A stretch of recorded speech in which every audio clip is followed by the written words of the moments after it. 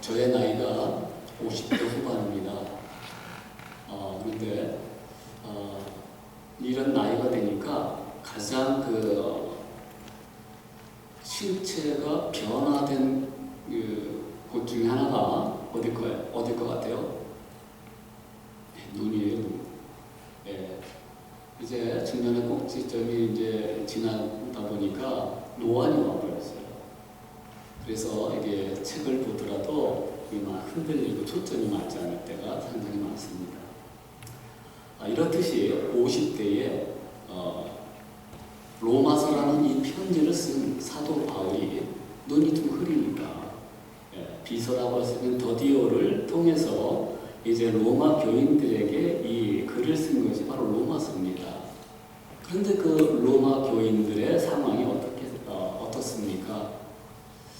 이단들이 또는 분열의 조짐들이 또 여러 가지 문제들이 발생해서, 왜냐하면 BC 63년에 폼페이 로마 장군에 의해서 유대인들이 포로로 로마로 많이 끌려갔습니다. 그러니까 로마에서 정착한 유대인이 있었어요. 유대인들은 각 곳에 가서 회당을 짓습니다. 회당 중심 공동체로 삽니다. 율법을 지키죠. 그런데 사도행전 2장 10절에 보니까 그 로마에 베드로의 설교를 듣고 크리스찬된 유대인들이 또 들어가요. 그래서 그들이 거기에 로마에 정착을 하면서 이제 교회를 세우게 됩니다. 특별히 어떤 사도가 어떤 제자가 교회를 세운 게 아니에요. 그냥 이렇게 크리스찬된 사람들이 가서 자연스럽게 디아스포라 유대인들이 교회를 세우게 됩니다. 그런데 그 교회에 여러 가지 문제들이 이제 발생하게 되지요. 그래서 사도 바울은 복음의 진수와 핵심을 그들에게 편지 쓰는 거예요. 복음이란 이런 것이다. 그래서 11장까지는 교리적인 부분을, 신학적인 부분을 가르쳐주고요. 그 다음에 12장부터 16장까지는 크리스천의 생활 윤리에 대해서 가르쳐주고 있습니다. 그 말씀을 통하여 교회가 하나가 되는 그런 역사를 보여주고 있는 이런 편지가 바로 로마서 말씀이에요. 그 당시에는 정치적으로도 참 어려움이 많이 있었습니다. 글라디우스 황제가 기독교인들을 다 추방을 하지 않습니까? 그때 브리스길라와 아굴라가 이제 추방당했는데, 하나님께서는 그러한 추방되고 어려운 환경 속에서 하나님의 구원의 디자인을, 계획을 실현하셔요. 그래서 바울을 만나게 하셨습니다. 그리고 하나님의 사람들, 크리스찬이라고 할 수 있는 그 사람들을 로마에 이렇게 두게 하셔서 교회를 세우게 하셨습니다. 그래서 이 교회 로마서를 통해서 그 로마 교회가 하나가 되는 놀라운 역사를 이루게 되고요. 복음이 확산되는 그런 놀라운 일들이 벌어지게 되지요. 그래서 로마서는요, 우리 성경 중에서 66권 중에 가장 백미다. 또 그 슈펜너라는 신학자가 말한 것처럼 성경을 하나의 반지라고 한다면 로마서는 그 반지의 보석에 해당한다고 표현을 했습니다. 그래서 우리가 구원의 확신과 구원에 대한 어떤 의구심이 든다면, 또는 우리 인생살의 많은 부분에 있어서 다운이 되어 있다면 로마서를 읽으라는 그런 말이 있어요. 강력한 하나님의 말씀입니다. 오직 의인은 믿음으로 말미암아 살리라. 이런 이신칭의 교리가 마틴 루터를 통해서 이 로마서 말씀을 통해서 밝혀지게 된 것이죠. 그래서 이 로마서는 오늘 우리 교회가 영적인 침체를 겪고 있습니다. 팬데믹도 그렇고 여러 가지 이유로 영적인 침체를 겪고 있는데, 이 침체에서 일어날 수 있는 회복의 능력이 어디에서 나오겠느냐? 로마서의 말씀에서 나오겠다고 저는 확신이 들었습니다. 그리고 우리의 믿음 생활하는 자들, 로마 교회에 있던 자들이 정말 사도 바울이 누구에게 편지 썼어요? 로마 교회 성도들에게 편지 쓴 거예요. 불신자가 아닙니다. 교인들에게 복음을 선포했습니다. 정말 복음을 더 듣고 또 들어야 될 사람들이 성도들이라 그 말이에요. 그래서 이 말씀을 듣고 또 이 말씀의 배움을 통하여 정말 우리 교회가 회복되고 하나가 되고 하나님의 삶을 감당하는 믿음 공동체가 되어야 되겠다 하는 생각을 이 로마서를 통해서 저에게 주셨습니다.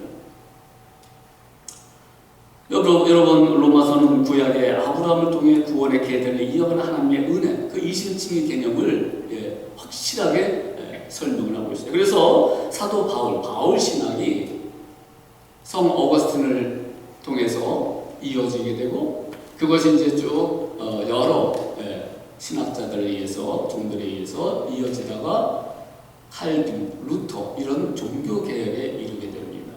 그리고 오늘날 복음주의 계통에 이러한 이심칭의 개념이 계속 흘러내리고 있어요. 그래서 이 로마서의 이런 여러 교리적인 부분들을 우리가 배워나갈 필요가 있어요. 성 어거스틴이 로마서를 통해서 이제 변화가 되지 않았습니까? 여러분 잘 아시다시피 어거스틴은 참 젊은 날에 방탕하게 생활을 했습니다. 심지어 장녀들과 놀아남으로 사생활을 낳았지요. 그런데 마음에 너무너무 혼란스럽고 괴로운 거예요. 그래서 왜 나는 이 더러운 생활을 깨끗이 끝내지 못할까? 늘 생각을 가졌어요. 수도사로 들어갔지만, 마틴 루터도 수도사로 들어갔지만 그런 죄책감에 사로잡혀가지고 참 어려울 적에 이 성 어거스틴의 이 말씀을 통하여 이 루터도 변화가 되지 않았습니까? 성 어거스틴이 정말 그 죄책감에 괴로워서 폭풍 같은 눈물을 쏟아지기 시작했는데 해결이 안 되는 거예요. 그런데 이웃집들에서 아이들이 떠들며 노래를 부릅니다. 집어서 읽어라, 집어서 읽어라, 이런 음성이 들려왔어요. 그래서 서재로 뛰어 들어갔습니다. 로마서 13장 13절이 확 들어온 거예요. 낮에와 같이 단정히 행하고 방탕과 술 취하지 말며 음란과 허세까지 말며 쟁투와 시기하지 말고 오직 주 예수 그리스도 옷 입고 정욕을 위하여 육신의 일을 도모하지 말라. 이 로마서 말씀을 듣고 그리고 완전히 회심하게 됩니다. 그리고 하나님의 은혜를 체험하게 됩니다.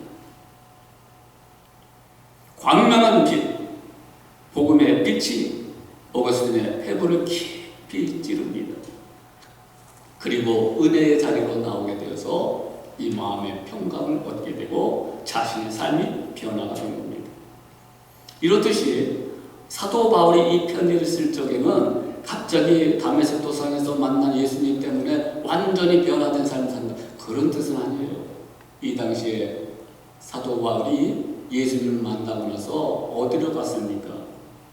그는 아라비아 사막으로 들어가서 몇 년 동안요? 3년 동안 광야 수업을 받습니다. 그러면 그는 율법의 구약의 정통한 자 아닙니까? 그러니까 성경을 가지고, 구약 성경을 가지고, 지금처럼 이런 성경 중인은 아니겠지만은 어쨌든 구약 성경을 가지고 3년 동안 깊은 신학 훈련도 받게 됩니다. 과연 구약에 예시된 그분이 누구냐? 그분이 과연 예수 그리스도냐? 이걸 공부한 거예요.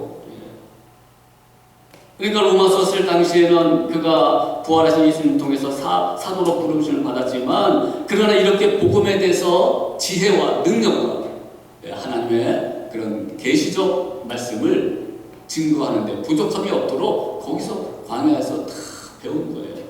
여러분, 성경은 믿음으로 받아들이고 순종해야 되겠지만 성경은 또한 배워야 합니다. 배워야 하나님의 은혜를 더 깊이 깨닫고, 배워야 더욱더 하나님의 사람으로 거듭날 수 있고, 배워야 하나님의 귀한 종이 될 수가 있는 것입니다. 오늘 바울이 자기를 소개합니다. 뭐라고 소개합니까? 우리 1절 말씀 다 같이 읽어봅니다. 1절 시작. 예수 그리스도의 종 바울은 사도로 부르심을 받아 하나님의 복음 위하여 택정함을 입었습니다. 자기를 예수 그리스도의 종이라고 표현합니다. 이게 뭐 크게 중요합니까? 이렇게 생각할 수 있지만 이 종이라는 것을 한번 그 당시에 상황을 보면서 좀 설명할 필요가 있어요. 예수 그리스도의 종 바울은 이 종이라는 단어는 여러분 잘 아시다시피 둘로스라는 그런 단어입니다. 이것은 자발적으로 혹은 본의 아니게 부르심을 받아서 그러므로 복종과 주인의 영광을 위해서 기쁨으로 순종하며 사는 그런 삶을 사는 것이 이 종이라는 것입니다. 그래서 종, 노예, 수행은 다 똑같은 이야기합니다. 여러분 보세요. 로마 당시에는 100만 명의 사람이 살고 있었다고 합니다.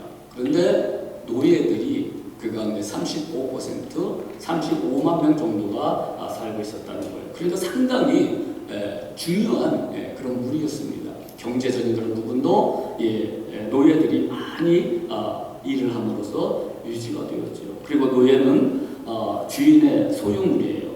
그래서 주인이 어떻게 하더라도 할 말이 없어요. 그 소유권을 보여주기 위하여 무엇을 장착하게 됐어요? 귀걸이. 그러니까 귀걸이는 여성들의 노예들의 그런 소유권을 나타나는 그런 노예들의 모습이었어요. 그래서 오늘 귀걸이를 하고 계신 여성분들은 누구의 소유로 돼 있어요? 당신의 소유가 아니라 물론 하나님의 소유겠지만 어쨌든 귀걸이가 그렇게 연원이 됩니다. 그리고 잔혹하게 취급당했습니다. 심지어 주인이 어떤 일로 피살당했다. 그러면 노예가 주인을 지키지 못했다고 다 죽여버렸어. 그냥 아무 소리 못하는 거예요. 이만큼 노예, 법적으로도 신분이 보장되지 못한 일들이 자연스럽게 일어난 게 바로 그 당시의 노예였습니다. 이런 상황 속에서 바울이 편지 첫 줄에다가 자기를 예수 그리스도의 종이라고 이렇게 표현하는 거예요. 이렇게 소개를 하면서 자기의 자존심 다 버리고 자기가 가진 어떤 명예도 다 버리고 인생의 목적 오로지 주인을 위해서 사는 예수 그리스도의 노예라고 소개를 하는 것입니다. 참 놀라운 겁니다. 당대의 석학이었어요. 가말리엘의 수하생으로 종교적으로 기득권을 가진 자였습니다. 그런데 그 모든 것을 버리고 나는 그리스도의 종이다, 그리스도의 노예다라고 표현한 것입니다.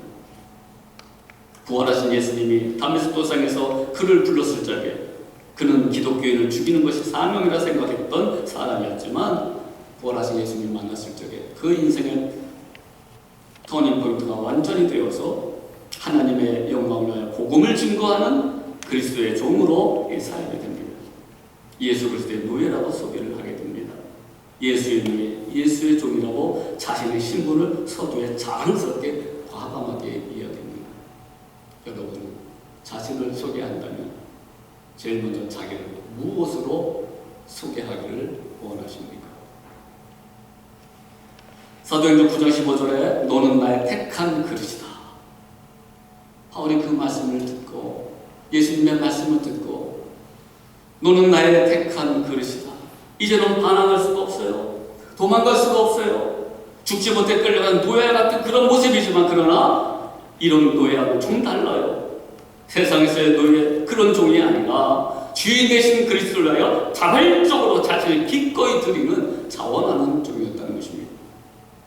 이런 삶이 바울에게는 기쁨이고 행복이었습니다. 자신을 어떻게 소개합니까? 여러분 어떻게 소개하기를 원하십니까? 우리의 인생은, 우리의 사는 목적은 하나님의 영광 아니겠습니까? 그리고 나는 주님의 종입니다. 이런 겸손한 고백을 하면서 내 이름은 거둬두고 내 지위를 거둬두고 내 명예를 벗어버리고 오로지 하나님께 순종하고 하나님의 말씀에 복종하고 하나님의 기쁨과 영광을 위해서 기꺼이 살아가는 우리 모두가 되시길 주님의 이름으로 축복합니다. 왜 우리가 건강해야 됩니까? 하나님의 일을 감당하기 위해서는 건강해야죠. 건강을 잃으면 거의 모든 것을 잃어버릴 정도로 고통스럽습니다. 하나님의 영광을 위해서 건강해야 되고 하나님의 영광을 위해서 돈도 벌고 하나님의 영광을 위해서 하루하루를 믿음 가운데 예배 가운데 사는 것입니다. 두 번째로 바울의 인생을 변화시키고 그 인생의 목적을 새롭게 갖게 되고 그가 목숨을 다해 전했던 예수 그리스도 곧 복음을 어떻게 소개를 하고 있습니까? 2절 말씀 나가지 봅니다. 시작. 이 복음은 하나님의 선지자들을 통하여 그의 아들에 관하여 성령을 미리 약속하시는 것이다. 그러니까 바울이 확인한 하나님의 복음은 예수 그리스도였다는 겁니다.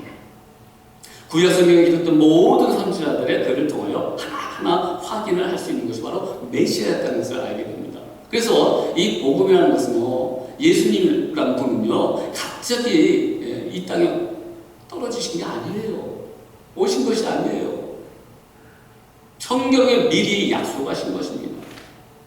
그래서 창세기 3장 15절 원시적인 복음 예수 그리스도 상징하지 않습니까? 12장 1절에 등장하는 아브라함, 그 아브라함의 계대를 통하여 예수 그리스도가 이 땅에 오신다는 것을 보여주지 않습니까?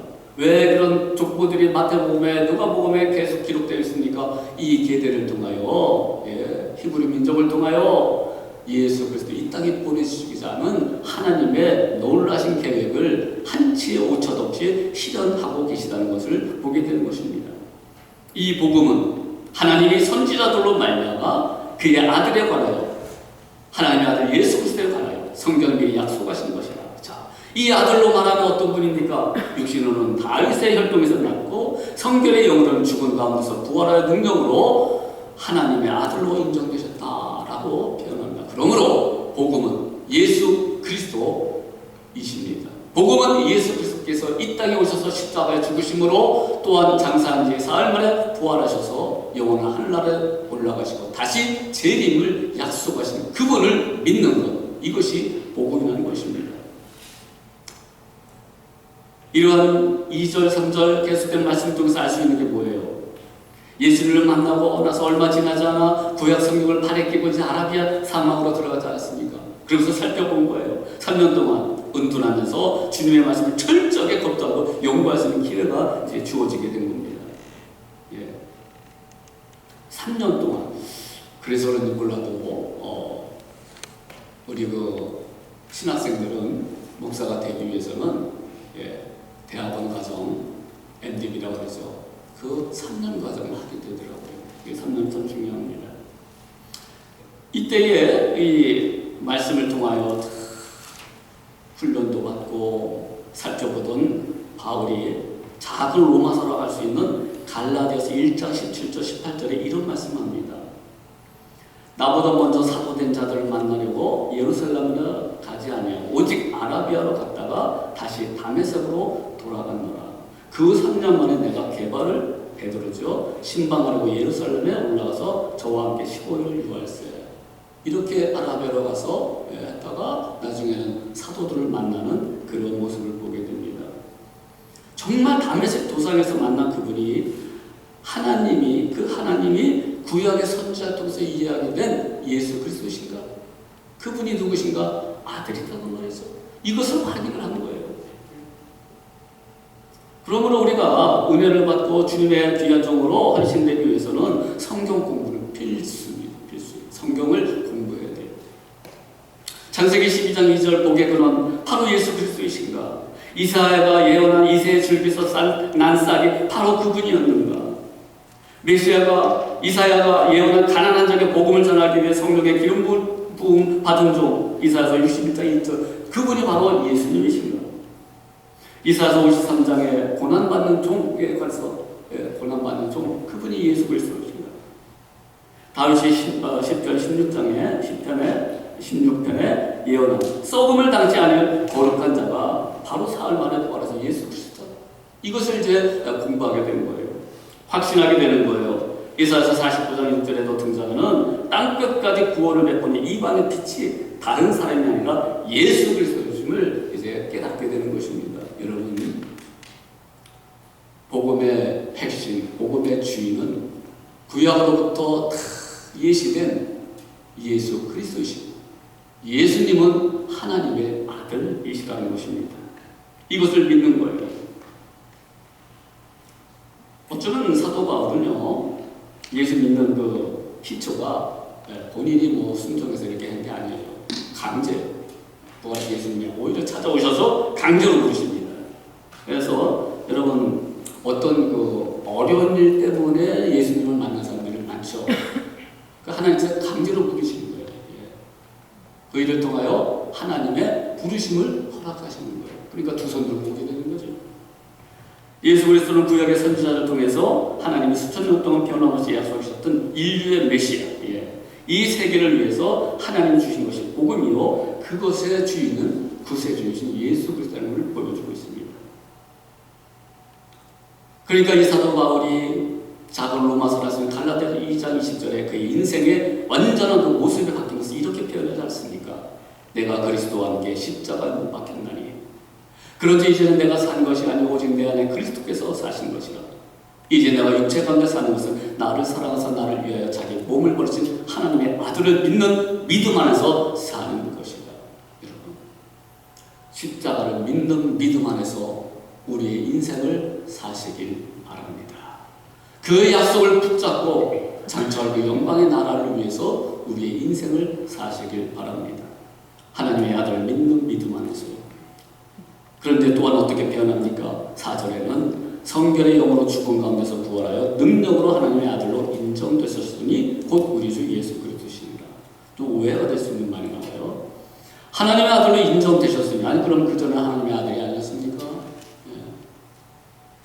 여기 인정되다는 말은요, 선포됐다는 뜻이에요. 확인되었다는 뜻이에요. 알려졌다는 것이에요.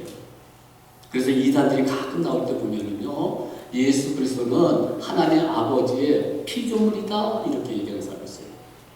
또는 그 하나님보다 덜 부족한 자다 이렇게 완전성을 부인하는 사람이 이단들이 가끔 있어요. 심지어 자기가 구세주다 라고 얘기하는 참 한심한 사람들도 가끔 나타나요. 그런데 성경은 뭐라고 얘기해요? 성결의 영, 이것은 성령 하나님이 얘기할 수 있어요. 죽은 가운데서 부활하여 능력으로 하나님의 아들로 확인되었다, 선포되었다. 예수님이 하나님의 아들이라는 거예요. 부활하기 전에도 하나님이셨지만 그 사실이 가려져 있다가 죽음이 이기고 성령의 권능으로 부활하신 다음에 비로소 그 사실이 공공연히 온 세상에 확인됐다는 것입니다. 그 부활에 예수님이 우리에게 소망이 되는 거예요. 우리에게 능력이 되는 거예요. 우리에게 기쁨이 되는 거예요. 그래서 오늘 내가 쓰러진다 할지라도 우리는 내일 다시 부활하는 신앙을 갖게 되는 것입니다. 할렐루야! 이 부활의 신앙을 갖게 되는 거예요. 이 부활의 주인 되시고 실행자이신 예수님이 우리가 믿어야 될 하나님의 아들이시고 진정한 진리이신 우리 하나님이십니다. 그분을 믿어야 된다는 거예요. 세 번째로 보면은 우리도 기쁘게 그러므로 예수의 종이 되자 이런 말씀으로 맺기를 원합니다. 억지로가 아닙니다. 자신에서 예수 그리스도의 종으로 남은 생을 살려고 작정합니다. 사도로 부르심을 받아 하나님의 복음을 위하여 택장을 입었으니 그리고 예수 그리스도의 종으로 오직 주이신 예수 그리스도를 위해 목숨을 바치겠다고 작정을 하게 됩니다. 자기는 없어지고 오직 예수의 흔적만 남기를 원합니다. 라는 복음 전도자의 삶을 살게 됩니다. 사도행전 9장 16절에 이러한 결심했을 때 사도 바울의 앞날을 예언하지 않습니까? 그가 내 이름을 위하여 해를 얼마나 받아야 할 것을 내가 그에게 보이리라. 얼마나 큰 모욕과 멸시를 당하는지 몰라요. 얼마나 많이 매를 맞아야 하고 얼마나 많이 감옥에 가야 하고 얼마나 모욕과 멸시를 당해야 하는지 주님이 다 보여주셨어요. 그럼에도 불구하고 사도 바울은 고백합니다. 주님 감사합니다. 내가 가겠습니다. 고린도전서 4장 9절에 내가 생각하는데 하나님이 사도인 우리를 죽이기로 작정한 자 같이 미만에 두셨으며 우리는 세계 곧 천사와 사람에게 구경거리가 되었느라. 주의 종이 주의 종에게는 한 가지 자존심이 있어요. 그것은 바로 사람들에게 이러한 것을 인정받는 거거든요. 주님께서 보내주셨다. 그거와 함께 그리고 성도들을 사랑하고 또 섬기는데 말씀으로 잘 섬기겠다. 그걸 가지고 있는 거예요. 그런데 이러한 사도권에 대해서 또 주의 종에 대해서 사람들이 자꾸 뒷담화를 하는 거예요. 그리고 무시하는 거예요. 조롱하는 거 심지어 외모 비하를 합니다. 그리고 사도 바울의 능력 없다고, 그리고 사도로서의 그런 거짓이다 이렇게 이야기하는 사람들이 많이 있었어요. 조롱합니다. 그때에 무너지지 않고 나갑니다. 예. 종이기 때문에 그래요. 오직 앞을 향해 나갑니다. 사도행전 20장 24절 나의 달려갈 길과 주 예수께 받은 사는 곧 하나님의 은혜 복음 증거하는 일을 마치려 하면 나의 생명을 조금 더 귀한 것으로 여기지 아니하노라. 사도 바울의 고백이에요. 예수 그리스도에서 사도였던 바울의 고백처럼 예수 그리스도의 종이요 바울이 말한 우리는 예수 그리스도의 거심을 여러분 놓치지 말아야 됩니다. 억지 추장처럼 믿어서는 안 됩니다. 은혜에 감동되어 자발적으로 순종하고 주님께 나아오는 것, 그리고 주님의 사명을 감당하는 것, 우리 전도자로서의 삶을 사는 것, 이것이 우리의 기쁨이요 행복이 되어야 하는 것입니다.